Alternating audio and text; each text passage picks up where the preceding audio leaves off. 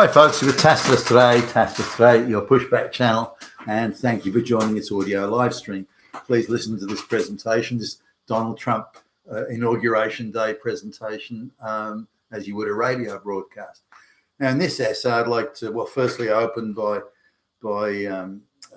indicating, certainly in this household, celebrations that Donald Trump is now the President of the United States and back in the White House. And hopefully this will be at least a very temporary and very powerful roadblock against globalization, if not its eradication. And we can only hope in that regard. What I wanted to talk about, particularly in this essay, was that mass migration to the first world, this is from the third world to the first world, is to all intents and purposes nothing more than a welfare scheme or scam for third world peasants. Now, any migration system that has existed, certainly over time, has primarily focused on people in good health who can contribute to the economy.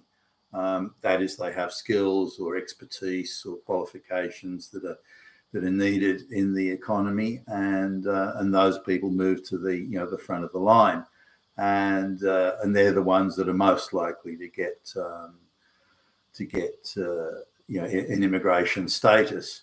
Now, once you have and to speak English, now once you have controls in place, such as if you're going to move to the United States, if you want to immigrate to the United States or to Australia or Britain or Canada, that you must speak, senior high school level English at a minimum, and you must have qualifications or credentials or expertise. Now, it doesn't mean that everyone needs to be a rocket scientist. Somebody may be a carpenter, for example, or an electrician from another first world country where there's a recognized standard. Or if they have a third world or a middle income country qualification, that they have to pass an examination to show that they're up to the standard. And if not, then they have to engage in some sort of correspondence. They have to credential themselves to a level that makes them an acceptable immigrant. And there's that means that the amount of people immigrating to the West will be quite small. In Australia's case last year, I think Australia took in about 500,000, which is a colossal number of migrants given the population was only 26 million or something at the time. So, nearly 2% of the population sort of came in 1 year. But as if you dig around government sort of documents and so on, they privately admit that out of that 500,000, less than 20,000 are really of any use. That have qualifications, that speak good English, that can sort of get a job pretty much straight away in an area that's where they have where expertise or additional expertise is needed. Maybe there's a shortage of people in that area. So out of 500,000, less than 20,000 are actually viable. Now, of those 20,000, nearly all of them come from first world countries. So there's a very small number of people come from outside. So there's a minuscule number of brown and black people in that. So there's maybe between, depending on whose numbers you look at, between 1,000 and 2,000 non-white people per annum would come into Australia if there was even an above mid-level bar that you had to meet in terms of, again, English language skills and qualifications and credentials. Now, if we go back to the not so much necessarily the immigration to Australia that was coming from the European refugee camps after World War II, standards were dropped there, and Australia was being put under pressure internationally to take refugees out of those camps. So there were people taken for various supposed humanitarian type reasons. And also there were sporadic things like during the Greek Civil War, people were taken on. A lot of these people were folks that, because they lowered the bar for accepting the qualification level. They lowered the bar, and a lot of people slipped through the net that really shouldn't have if the authorities had been a bit more particular. But anyway. But for the most part, as the refugee camp business and asylum sort of business settled down a bit, if you look at the immigrants that were coming to Australia, say from the late 1950s, early 1960s onwards, you either had to have qualifications of good English or at least qualifications. Now, there are temporary shortages of things like, say, concreters or bricklayers, and they might accept people from, say, Italy that didn't speak a word of English, but they had the qualifications, and if they had like a test in Italian, they could pass it. There were those sorts of criteria. So there was still a criteria that had to be met. Now that's all been done away with the globalist mass migration. Illiterate peasants with no skills whatsoever, no work experience whatsoever, are coming along to the West and expecting handouts. Now, if you look, say in Australia's case, if you look at, or any Western country, doesn't matter, look at Britain, all the supposed alleged asylum seekers that arrive and all go on welfare and very generous welfare, by the way. And we see the same thing in Australia. Supposedly, they're not entitled to welfare, but the reality is they do get welfare. They go to the emergency thing in hospitals and they'll get treated. Their children go to school. They get affirmative action jobs. They get employed by NGOs, activist NGOs that give them fake bullshit jobs and so on. So there's a whole apparatus to help. Illegals aren't so much a big issue in Australia, although there are a lot of Indian visa overstays, and recently there's been a lot of small boats discovered in northern Australia, strongly suggesting that there's people smuggling going on there. But anyway, the amount of people that are productive when they come into Australia is still very low, as indicated. Just 10, 20,000 or so out of 500,000 are of any utility to the nation and to the economy. The rest are all a drag. Now, I saw a large group of people on public transport. None of them could speak English from the looks of it. The way they were walking and moving suggested they hadn't been in Australia very long. And I noticed they all had a government handout, a free transport card. Like when using the trains or the buses, public transport, there's this free transport thing, and all of them had this card, and I noticed it. I was standing there watching, and others who obviously have been here for a while, they're getting special discount privileges and where you can travel around the whole of Sydney all day for a couple of bucks, these sorts of things. And so the handouts, the welfare they're getting is, even though they supposedly don't get it, is it's almost like an open spigot. It's just pouring into out of the taxpayers' pockets and into the pockets of people who shouldn't be here and haven't earned any right to be here. They don't speak English. They don't have qualifications. They don't have anything. But going back to the 60s, if you look at the manifest of and I've mentioned this a number of times previously, if you look at the manifest of, say, a migrant ship coming from Europe to Australia in the 1960s, and you look at the listing of the people on board, you've got bricklayers, builders, architects, nurses, carpenters. The list goes on. Now there are some that appear to be labourers only, but not very many. And there's an offsetting. Like there's a guy who's a labourer, but he's got 6 children, and they're all under the age of 14, for example. So that would be, look at all the children the guy's got. He speaks English.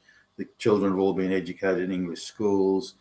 The family, socially at least, will plug in straight away. There's plenty of labouring jobs, and look at all these kids that are grown up to be good Australians. So you would have other factors that were put together in the mix, but effectively the vast majority, and there were exceptions, but the vast majority of people who could speak English and had qualifications and had needed expertise and so on that was needed in the economy at the time. It's vastly different today. But if we go back to to those days when people were being brought in and you must speak English, you must have qualifications.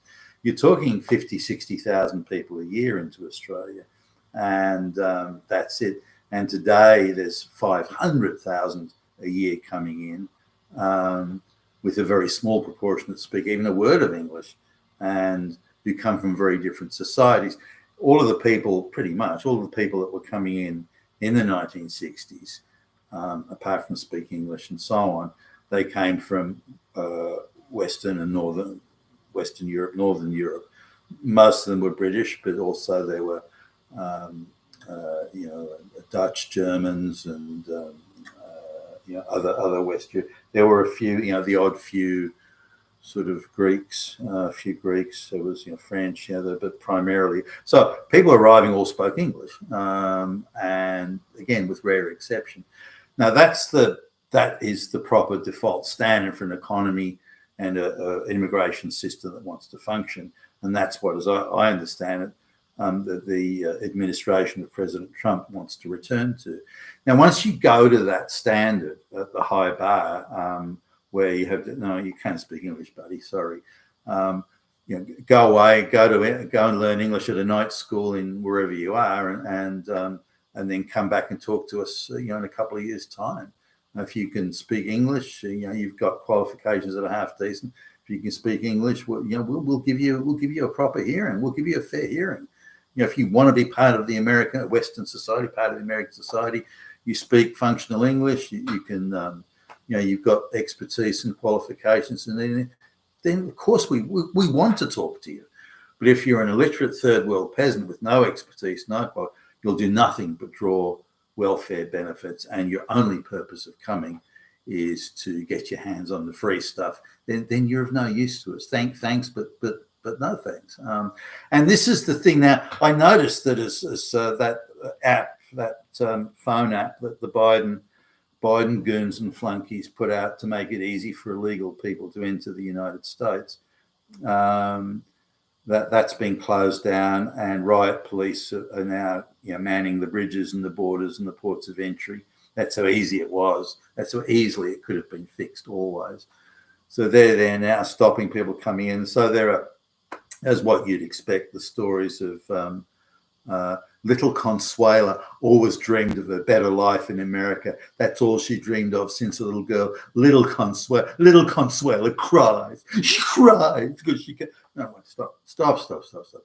Consuela has traveled somehow. She's a penniless, illiterate peasant.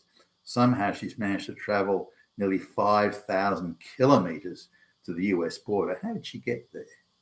Her clothes look brand new and clean, as do her shoes. And where was she? How has she been existing and living? And she certainly doesn't look starved or anything like that. So she's traveled over 5,000 kilometers, and she's arrived at the US border with looking very well fed, clean clothes. Now, there's been some infrastructure, very major infrastructure, that's moved her from Colombia or wherever she came from to the US border. And let's have a look at that infrastructure. But it's not mentioned here. They try and make a sob story about little Consuela and this sort of stuff. I'm not even listening to this anymore. Consuela can't speak English. Consuela has no skills. Consuela looks like she's never had a job. Consuela just wants to get in and get the free stuff and then hopefully bring the entire village, the rural little peasant village she lives out in the middle of Machu Picchu. She wants to bring that whole village to America, and that's the scam. And she's been encouraged and helped and aided and abetted along the way by this massive, illegal, corrupt, globalist infrastructure about mass people movement. But if the administration of President Trump can come back to, you got to speak English and you got to have skills and you got to have qualifications and so on, then it'll only be a small number of people that would ever come into the US a year. There's not many people in the whole, outside of the first world, there's not many people in the whole world that could fulfill that criteria. You get the impression when you go to these third world countries that people speak English. They don't, other than the tourist hotels and the tourist strip. and the very elite at the apex all went and got educated in the West anyway. Once you get out of that, nobody speaks English. You're dealing with just a mass of peasants, and this that reality hits home, that the amount of people in the whole world who could come to the West with the sort of qualifications and the expertise, so on, wouldn't even be 10 million worldwide. This is in the third world I'm talking about, not the first world. Would be 10 million worldwide would fill that. And the rest are just varying degrees of unqualified, illiterate, or don't speak a word of English peasants. Now, there's different types of, there are people that there's some people I know that came from Denmark, and they spoke some English. They did English as an option at high school, but when they decided they wanted to come to Australia, they all went to English night school so they could become university level proficient at English. And they already had a basic grounding, or the kids did anyway, not so much the adults.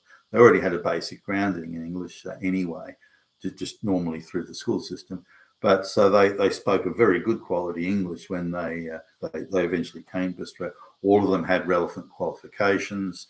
One was a technician. The other one, I can't remember what she did. I think she was a sound engineer. Anyway, now you look at another family where they applied to come to Australia, and they were told that their application was looking good, and they couldn't speak a word of English. And this is fairly recently, but they made no effort to learn it. Nothing. They did nothing. And they had the view that, well, Australia's a rich country, and when we arrive, they have to give us everything. They must share what they have with us, because when we arrive, we are now Australian, therefore you must share what you have with us. And a completely different attitude. Now, the people that want to learn English and they want to come, they want to be part of society, they want to do this, they want to really become Western or Australian citizens in this case, they should be at the head of the line. But with these other people that we don't do anything, you owe us everything, which most of the third world think like that. Certainly the folks in the subcontinent, Africa, and all over the place, that you're looking at even rural Chinese have that view. So you're looking at least 4.5 billion people, billion with a B, at least that number, are thoroughly entitled on the basis you have so much and you should share it with us. And this is something that of course needs to end, because what it means in reality is the mass migration system is nothing more than welfare for third world peasants. And that's how it's been. And that's why it's such a huge drain on Western resources, and why our standard of living is going down the crapper, because all these people leeching off the system that contribute and deliver nothing to it, the approximate cause, aided and abetted, encouraged by the globalists, to the approximate cause of why our standard of living is in decline. And hopefully the administration of President Trump will turn all that around, and not before time. Being with Tacitus today, your Pushback Channel. Thank you for listening.